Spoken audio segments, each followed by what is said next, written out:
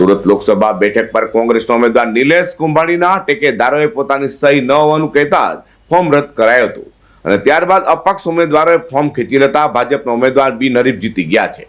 જોકે તેને લઈને મતદારોમાં આક્રોશ જોવા મળ્યો છે અને ચૂંટણીમાં આવું ગુનાહિત કૃત્ય કરનાર સામે ફોજદારી કાર્યવાહીની માંગ મતદારો કરી રહ્યા છે।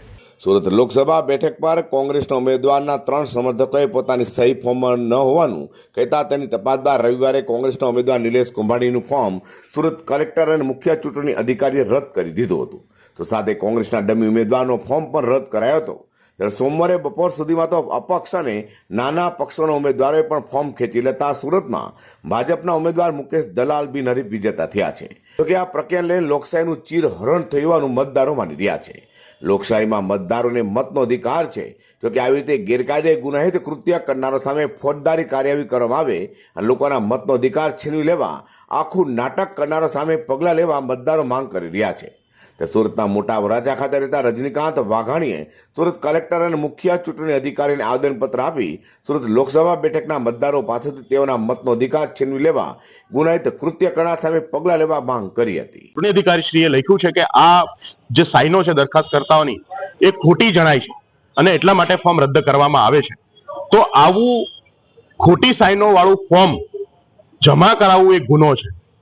આ ગુના ઉપર ઉમેદવાર કે જેમણે ફોર્મ રજૂ કર્યું છે એમના ઉપર કાર્યવાહી થવી જોઈએ, યા તો પછી કે જેમણે સાઇનો કરી છે પણ છતાં એફિડેવિટ કરીને કીધું છે કે આ સાઇનો અમારી ખોટી છે તો એ દરખાસ્તકર્તાઓ ઉપર કાર્યવાહી થવી જોઈએ। આ ખૂબ મોટી ઘટના છે સમગ્ર દેશની અંદર। આ આઝાદ ભારતની પહેલી ઘટના છે। સમગ્ર દેશના ઉપર આના પ્રત્યાઘાતો છે। ભાજપ જે આ ચૂંટણીનું સતત હનન કરી રહ્યું છે, અધિકારોનું હનન કરી રહ્યું છે, એમણે સુરતની અંદર આ જે પોતાના ઉમેદવારને બિનહરીફ કર્યો છે એની અંદર ખૂબ મોટું ષડયંત્ર રચાયું છે। અમારી ચૂંટણી અધિકારીશ્રીને માંગણી છે કે આ કેસની અંદર ફોજદારી ગુનો દાખલ થાય અને જેટલા પણ આમાં જવાબદાર લોકો છે એના વિરુદ્ધમાં કાર્યવાહી થાય એવી માંગ સાથે આજે અમે અહીંયા ચૂંટણી અધિકારીશ્રીને મળવા માટે આવ્યા છીએ। હાલ તો સુરત લોકસભા બેઠક આખા દેશમાં મુખ્ય મુદ્દો બની ગઈ છે। દેશમાં સુરત લોકસભા બેઠક ચૂંટણી પહેલા જ ભાજપના ખોળે જતી રહી છે તે સુરતના મતદારો પોતાના મતનો અધિકાર માંગી રહ્યા છે। અઝર કુર્સી સાથે હર્ષદ સેઠા।